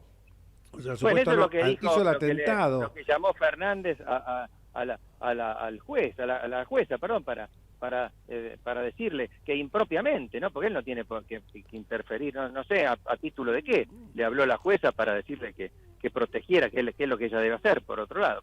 Pero en fin, es una cosa increíble. Bueno, igual yo les digo, no, disculpen mi ignorancia en este tema, pero yo debo creer también poco acerca de la investigación cuando, siendo el atentado el día jueves de la semana pasada, recién hoy se les ocurre allanar la casa del presunto autor. Chicos, hay algo que está mal. Hay algo que está mal. Como medida... sería importante. Es cierto, Ordenar sí. Un allanamiento ahora, perdón, no allanaron no allanaron. Lo que pasa es lo siguiente, que el allanamiento ese que hicieron fue que entraron, miran, ¿ustedes vieron cómo fue el allanamiento? Es cierto. No, a ver, ahora un nuevo allanamiento, ¿qué se creen que van a encontrar en el nuevo allanamiento? Ya lo sacaron todo. Algunos copos de nieve, Por eso. Era la banda, mirá qué lindo nombre tiene, la banda de los copitos, que se La banda despegó de los totalmente de esto. No, por eso no somos Vos sabés, serios. Jorge, perdón, que cuando empecé hoy la clase, los alumnos acá me preguntaron qué opinaba yo. Yo trato de ser una cosa cuando hablo acá, obvio, o cuando escribo un tuit, pero otra vez que cuando doy clase trato de no entrar en la actualidad más inmediata, pero los chicos querían, así que bueno, hablamos un rato del tema en forma prudente, pero al mismo tiempo fui claro. Lo mismo, prácticamente lo mismo que dije acá, mi opinión se las dije a ellos, ¿no? Y todos, debo decir, que tenían un gran descreimiento acerca de este atentado, ¿no? Yo no quería entrar en ese tema, sino en estas reacciones de las que venimos hablando, pero evidentemente... Bueno, dos de cada tres sí. argentinos dicen que no hubo, que fue un montaje, fue armado directamente. Claro, y ponerle que no hubiera sido armado, el hecho de que la gente crea eso, una proporción tan grande, dice mucho, ¿no? Dice mucho de la falta de credibilidad y la falta de confianza que hay en las instituciones. Es la sensación. Instituciones, porque, o sea, no le estamos creyendo a la policía, no le estamos creyendo a los fiscales, no le estamos creyendo a los jueces, no le estamos creyendo a la vicepresidente, no le estamos creyendo a la custodia, no le estamos creyendo a los políticos. O sea, es tremendo, tremendo. Sí. No es, a ver, al margen de la escasa simpatía que nos merece el kirchnerismo, es malo para el país que las instituciones tengan esta y eso que reacción el fiscal es un fiscal muy serio como Carlos Rívolo, que se presentó. Bueno, que también salieron Tailade y otros ya a decir que había que, no sé, hacer qué, ponerlo preso, creo que ya las barbaridades que se dicen, uno no hay tiempo de contestar cada una porque y no sé si tenemos que meternos tampoco en esa vorágine, ¿no? Porque es tremendo lo que está pasando en ese sentido. En fin. Bueno. Yo vuelvo, Jorge. Vuelve a Luján, clase. de volver al aula. Vuelve al aula, entonces. Un abrazo Bueno, gigante, gracias. querido amigo. Un abrazo. Hasta luego, Chau, gracias. chau. Un abrazo. Era Osvaldo Pérez San Martino con nosotros dándonos una visión acerca de todo esto que está sucediendo en esta querida República Argentina y en la que tampoco creemos. 18:23 minutos. Jorge, por supuesto, como siempre, tiene muchas cosas para decir y lo del principio del programa, que en realidad como tuvimos esta catarata de notas que acá nuestro querido productor ha preparado para la jornada de hoy. Y trae más, ¿eh? Sí, trae más, por supuesto. Lo tenemos no te a dejo Brandoni. hablar, no te me dejo hablar. Nadie Así me que- deja hablar. No, pobrecito. Bueno, ahora es su turno, caballero. Doctor Jorge Enríquez, lo estamos escuchando. Bueno, muchas cosas para decir. Una de ellas es que se refiere a la actualidad.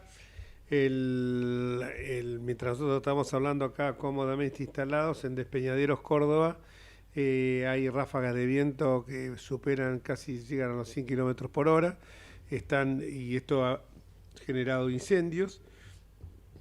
Mientras esto ocurre, el presidente de la República, ya me confunden con los roles, está entregando notebooks y habla con lenguaje inclusivo.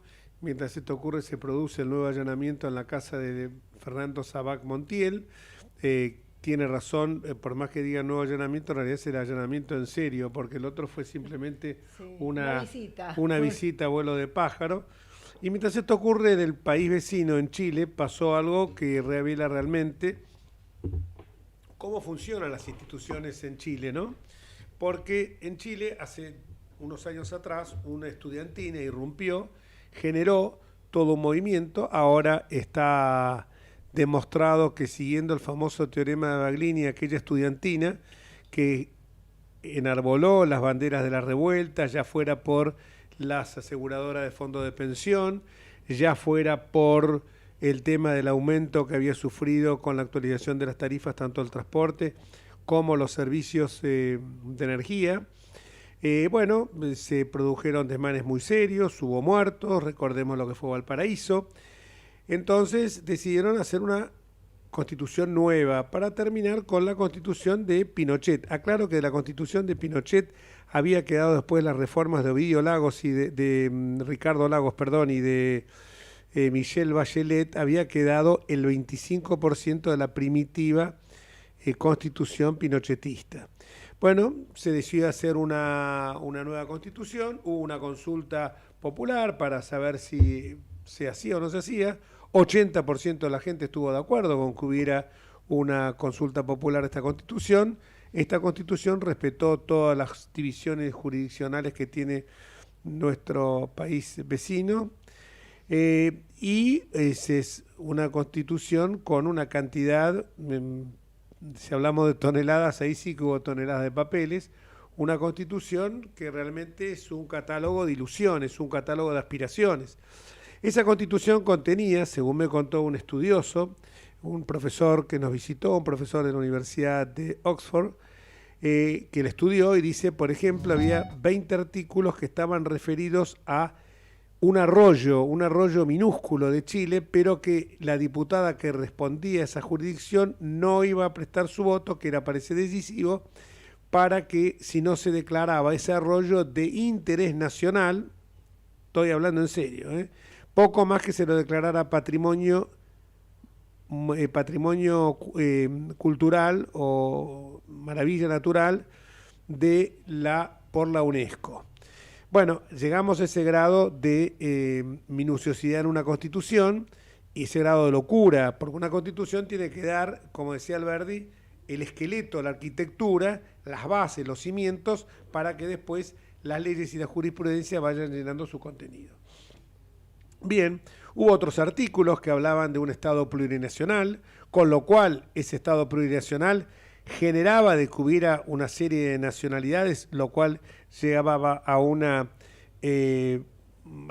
balcanización, por llamarlo de alguna manera, del Estado de la República Chilena, con lo cual mañana había regiones del país que se podían declarar autónomas, pero con un grado de autonomía superior a de las autonomías de España, porque iban a tener sus propias leyes, su propio poder judicial y sus propias normas que iban a regir de un sentido en una región y un sentido distinto en otra no región, sino en otra suerte de comunidades aborígenes.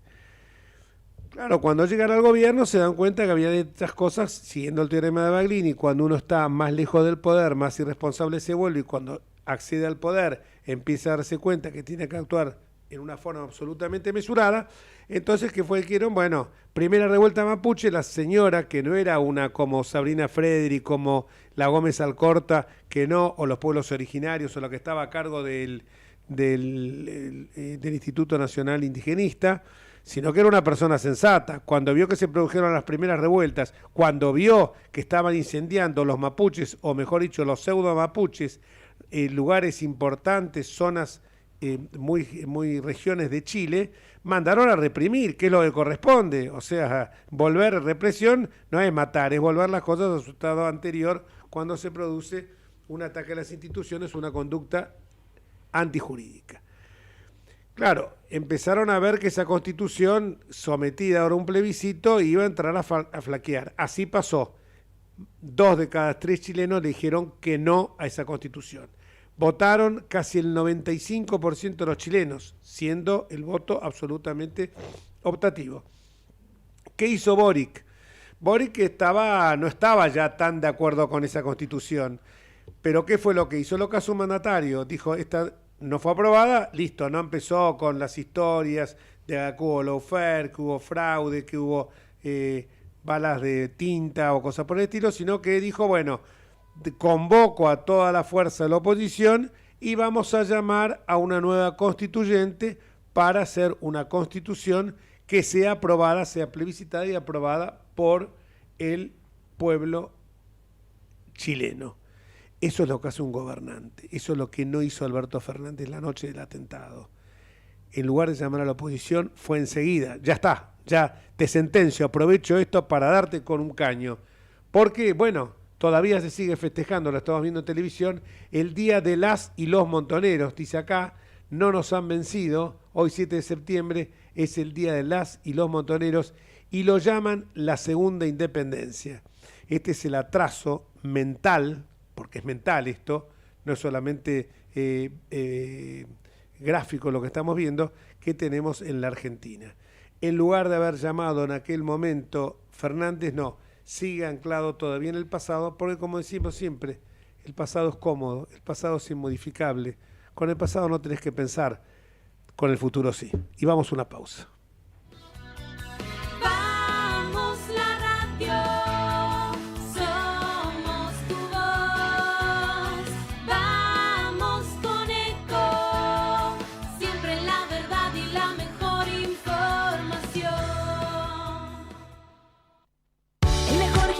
Te espera, elegí las clases que quieras. En Unfit vamos a cuidarte. En Unfit venimos a encontrarte. ¿Cómo prevenir dengue, zika y chikungunya? Sin criaderos no hay dengue. Limpia tu patio de objetos que acumulen agua. Elimina agua estancada de recipientes. Reemplaza con tierra o arena el agua de tus flores. Tapa los tanques de agua y cisternas. Tira y perfora llantas para que no acumulen agua. Limpia floreros y bebederos. Recordá, sin criaderos no hay dengue. Intendencia Menéndez.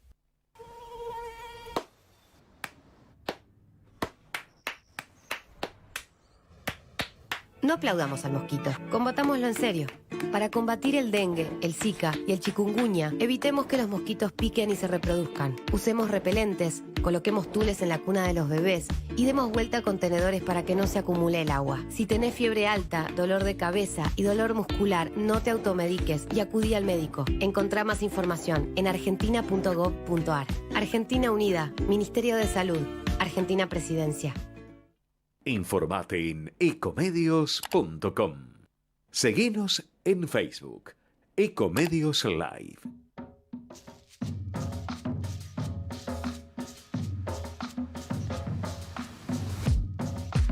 Y seguimos en Entre Ustedes y Nosotros, ahora con mi querida compañera María Luján Batallán. Nos disponemos a entrevistar a un grande de la escena argentina, creo que es uno de los más grandes actores, si no el mejor contemporáneo, va por cuenta mía y por cuenta de todos ustedes que nos están escuchando, que es Luis Beto Brandoni, que cada día, cuando lo escucho hablar, está más lúcido, siempre lo fue, pero parecería que más contundente, más lúcido en sus manifestaciones, y en estos días, como no podía ser de otra manera, un adalid de la libertad de expresión se pronunció contra esta locura que estamos viviendo, que por un lado, como decíamos antes, hablando con Guadalupe Vázquez y con Elisa Trotagamuz, la embajadora en Venezuela, y con nuestra querida amiga la periodista Vázquez, Guadalupe Vázquez, estábamos diciendo que acá parecía que hubo un torneo a ver quién era el que repudiaba más fuerte, el que expresaba más la solidaridad, porque parece que si no queda en offside. Sin embargo, yo creo que hay que ser valiente para decir dos cosas, que así le doy la introducción a Luis. Dos cosas. Primero, que la democracia nunca estuvo en peligro, porque si nuestra democracia está en peligro por un atentado, aunque se hubiera producido el hecho, es una democracia muy frágil. Pensemos, noviembre del año 63, lo asesinan a John Fitzgerald Kennedy.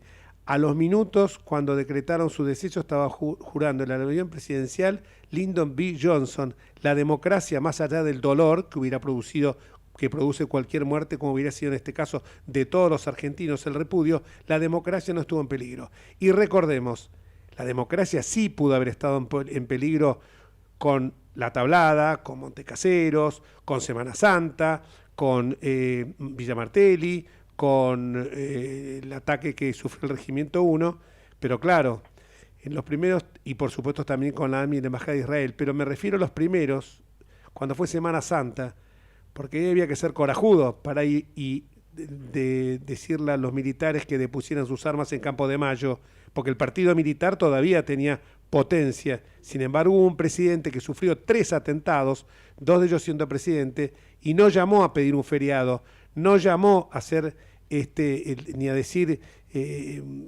cuestiones tales como que esto fue la oposición, fue la justicia, fueron los medios de comunicación. Ese presidente, cuya figura se agiganta cada día más, fue Raúl Ricardo Alfonsín, que no pidió enseguida pidió que la justicia investigara, que es como deben hacer. Lo recuerdo porque parecería ser que este fue el primer atentado que tuvimos. Raúl Alfonsín sufrió 3 atentados.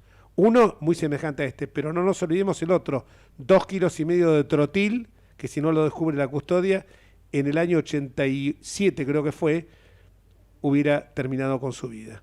El padre de la democracia, como hoy hablábamos de Magdalena Ruiz Ñazú, también en el sentido de que si Raúl fue el padre, Magdalena fue la madre de la democracia, el padre de la democracia no hizo esto, y creo que alguien que estuvo muy en contacto con él puede darnos su visión de esta hora actual y su comparación con lo que fueron aquellos momentos que no se magnificaron como se está haciendo ahora. Gracias, Luis, discúlpame la introducción media larga, pero tenía necesidad de decirlo. No, te agradezco la introducción,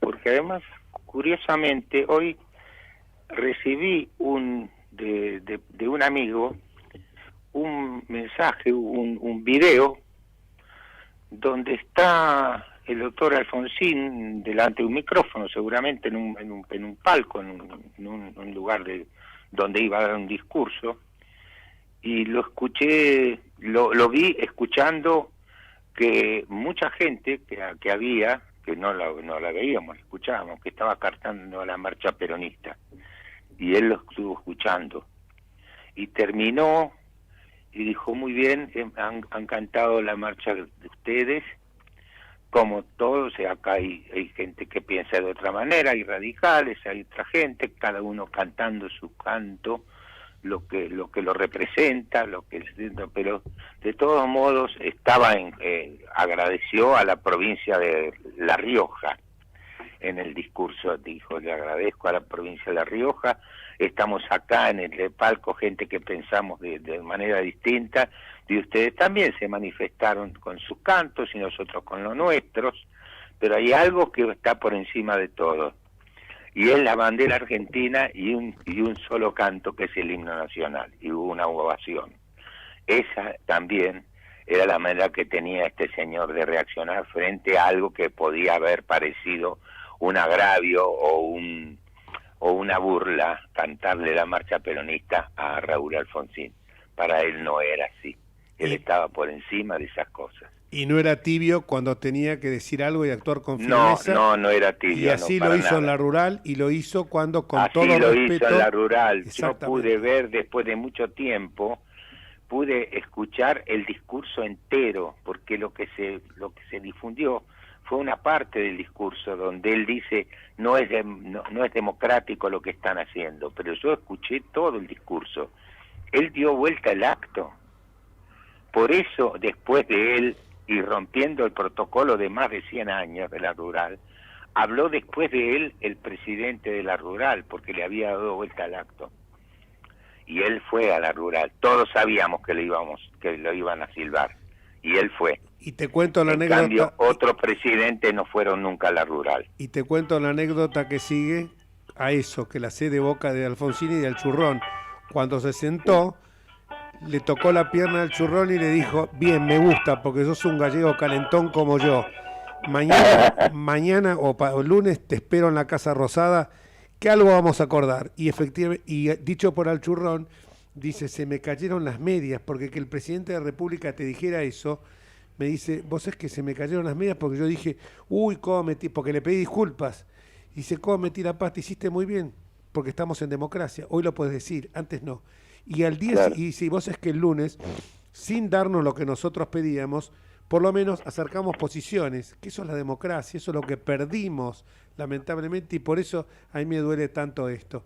Pero bueno, sigamos con el tema este que estábamos hablando, esto que quieren instaurar ahora el discurso del odio, que están haciendo en la provincia de Buenos Aires reflexiones sobre el atentado, recién lo acabo de escuchar a Alejandro Finocchiaro, reflexiones sobre el atentado en las escuelas.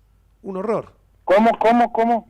Están haciendo en las escuelas primarias bonaerenses jornada de reflexión sobre el atentado. Qué cara dura, no tienen esto vergüenza, es adoctrinamiento. No tienen límite, no tienen vergüenza, y esto es producto de la desesperación, porque ellos saben que están llegando al final del populismo, porque ellos saben que van a perder las elecciones y que además no tiene a nadie en el banco para reemplazarlo en las próximas elecciones.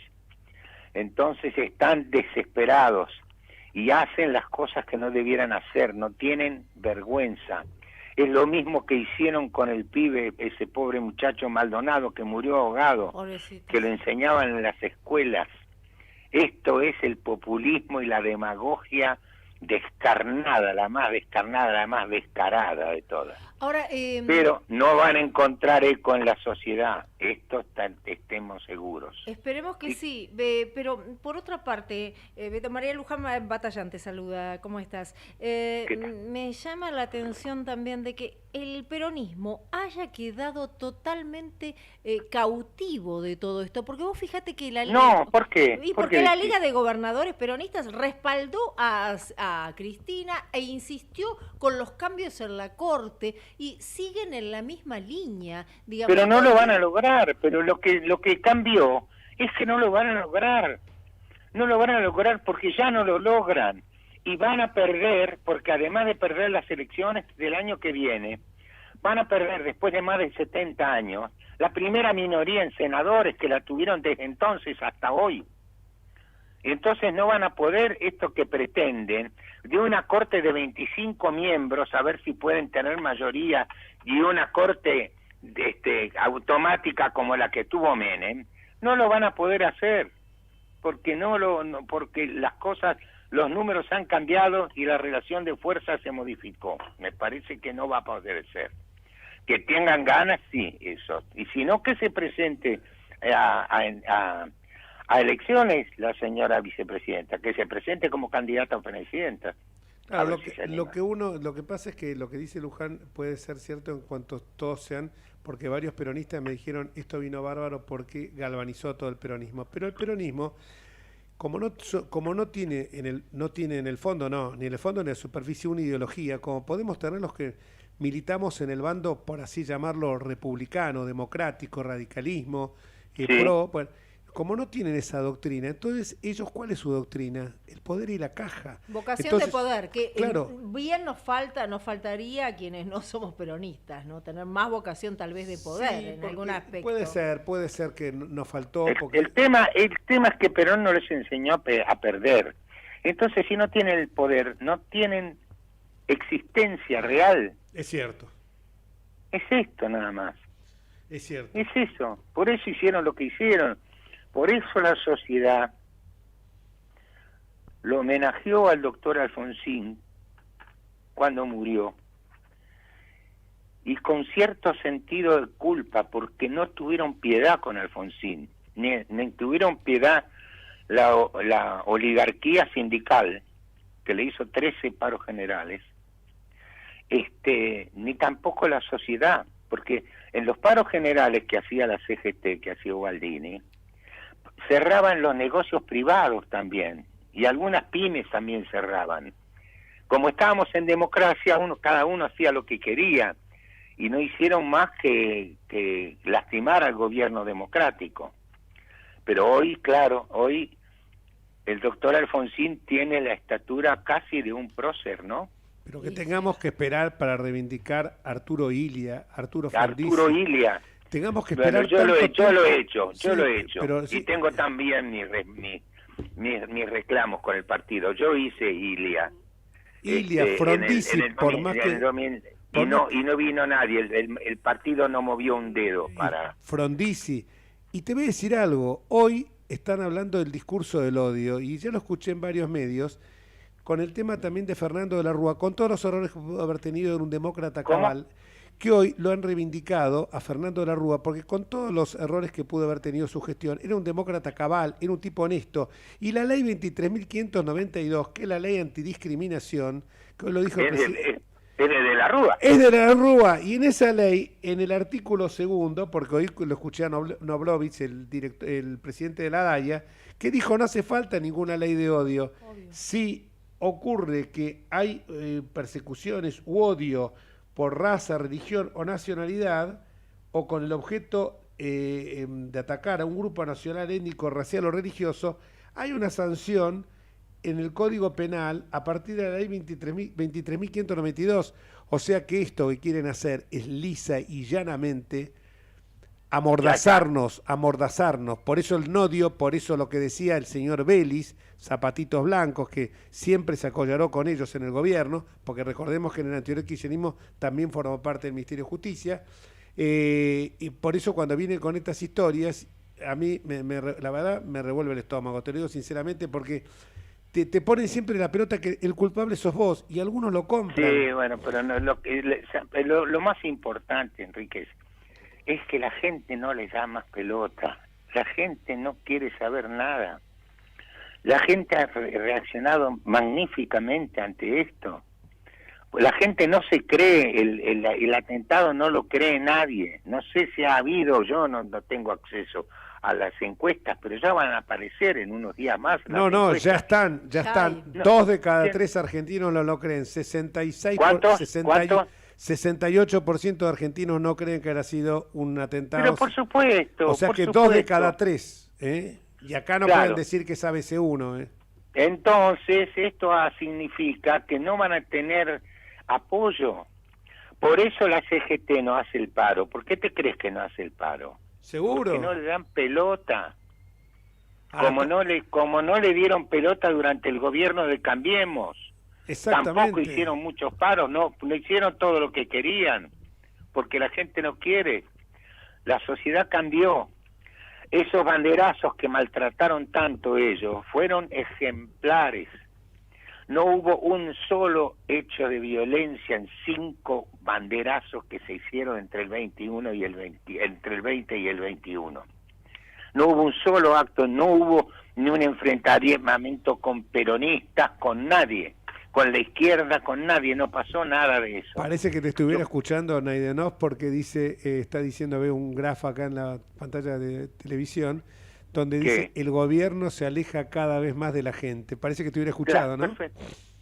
Perfecto. Mañana quieren una sesión para repudiar el hecho en el Senado. Por suerte, Juntos por el Cambio no va a dar el quórum. No va a dar quórum. Ya está. Convocan a repudiar algo que ya se repudió. Estamos ya cansados. Que ya se repudió. Y pero que el feriado me hizo acordar a cuando yo era pibe y escuchaba por radio y escuchaba los discursos de Perón, que después que terminaba el discurso, la gente gritaba mañana San Perón, mañana San Perón. Él hacía una pausa y decía mañana San Perón. Y era feriado el día siguiente. Sí. Ahora, no hubo feriado con los más de 130.000 muertos que tuvimos de COVID después de haberse robado las vacunas. Nadie del gobierno habló más de eso. Si hubiese sido otro partido el que estaba en el poder en ese momento, estaríamos todavía hablando de esto. Pero esto es lo que es el peronismo. Por eso yo tengo la sensación, por no decir la certeza, porque es muy aventurado, de que estamos en vísperas del final del populismo. Ni más ni menos. Yo también, pero no tenemos que seguir luchando por como supuesto. Lo haces vos, con tu voz clara, valiente, como te decía recién, con una lucidez tremenda, sobre todo porque nosotros que tenemos algunos años hemos vivido lo que fue aquella época. Mi padre estuvo preso en el 51 por razones políticas en la cárcel de encausados políticos de Las Heras, ahí que quedaban Las Heras y Sánchez Bustamante. Sí, me acuerdo Coronel Díaz. Y yo lloraba cuando era chico, cuando escuché el discurso del 5x1, tenía 4 años, porque pensaba que mi papá le iban a poner preso de vuelta. Y cuando Eva Perón salía diciendo la banderada de los humildes, la que amaba a todo el mundo, que había que partirle a los que pensaban, los que despotricaban contra Perón, un botellazo en la cabeza. El alambre de fardo, el 5x1, la quema de las iglesias, la quema de la Casa Radical, la quema de la Casa Socialista. Esto es bueno recordar los que nacieron con la quema de la biblioteca del Jockey Club, que era la segunda biblioteca más importante del país. Claro, bueno, pero eso era la oligarquía vacuna, entonces parecía que estuviera justificado, ¿me entendés? Pero hay que hablar de la otra oligarquía, de la oligarquía sindical. Y que si no hubiera sido por Raúl Alfonsín, la historia hubiera sido distinta, porque el pacto militar sindical existió, y el pacto militar sindical era la amnistía, estos que pregonan los derechos humanos ahora, si no hubiera sido por... supuesto que sí. Seguro. Por eso yo recuerdo, no sé si vos lo recordás, pero en la época de Isabel Perón, presidenta, el que era tal el caos en el país, que ella lo invitó a don Ricardo Balbín a hablar en cadena nacional. No sé si... Sí, me acuerdo perfectamente. En eso yo lo recuerdo, estaba solo en mi casa y quedé impresionadísimo con ese discurso, porque él le dijo en 2 oportunidades a la presidenta, adelante las elecciones, salve a la democracia. 2 veces lo dijo. Y ellos prefirieron el golpe, porque sabían que perdían. Por eso están haciendo todo esto, porque saben que van a perder. Muy buena la reflexión final. Muy bueno, que la gente lo sepa esto, sobre todo los más jóvenes.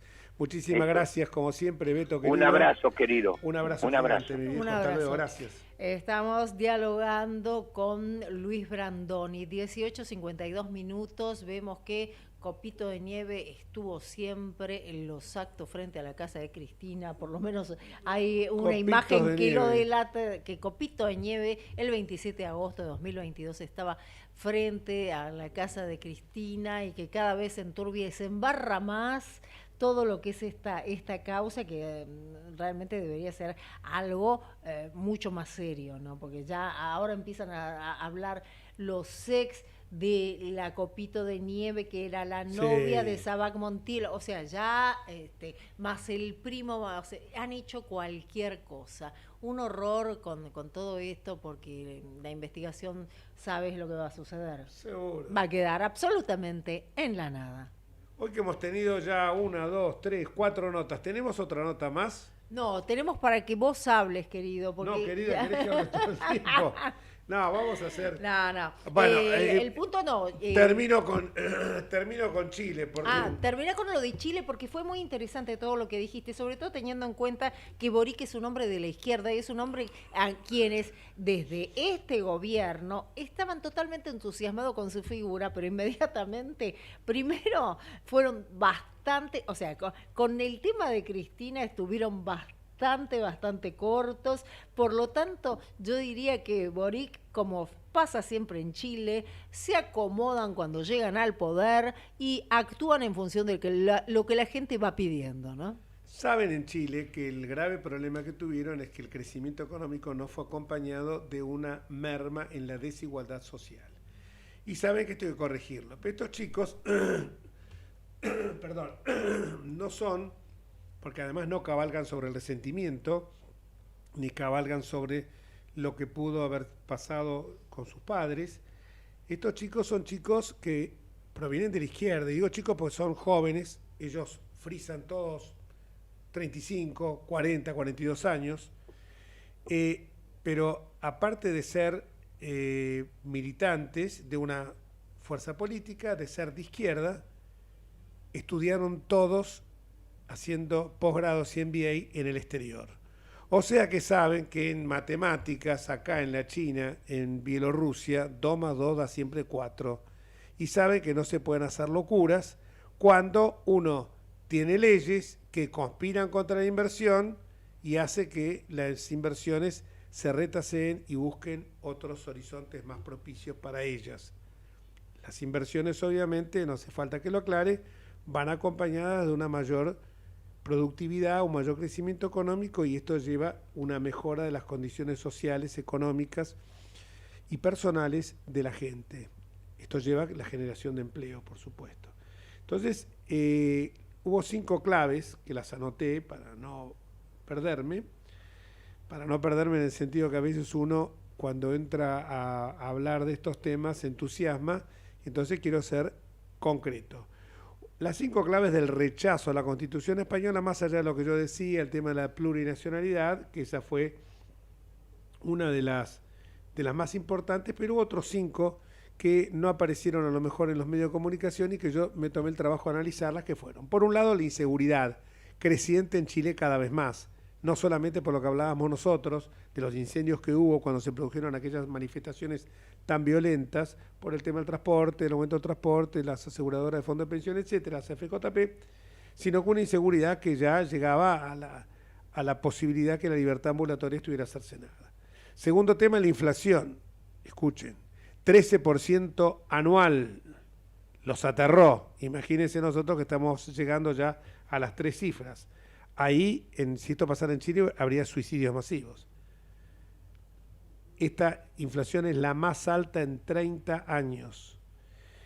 Después, por las razones apuntadas, tercer punto, la Convención Constituyente fue perdiendo respaldo. La cuarta fue en el compromiso a seguir trabajando por una nueva Constitución. Esa gente que votó en contra no votó en contra de que haya una nueva Constitución, sino que votó para que haya una nueva Constitución, pero respetando los parámetros que hoy entiende el pueblo y quisieron que 2 de cada 3 chilenos se pronunciara por el rechazo. Y la última era que introducía cambios radicales. Hablamos de esta posibilidad de tener subnaciones dentro de la nación chilena, pero había otras, como cambios radicales que abrían la puerta a la injerencia del Poder Ejecutivo en el Poder Judicial. Desideratum de todos los gobiernos populistas, fascistas y autoritarios. Eso conllevó a que el presidente, las urnas siempre dejan un mensaje, decía Fernando de la Rúa, eso llevó a que el presidente dijera, voy a escuchar el mensaje de las urnas, y al día siguiente estaba convocando a oficialismo y oposición. Esto en Chile es muy común, por eso estos gobiernos de coalición que pueden tener discrepancias, pero que a la hora de gobernar están monolíticamente galvanizados para defender las banderas que llevaron a formar esas coaliciones gubernamentales.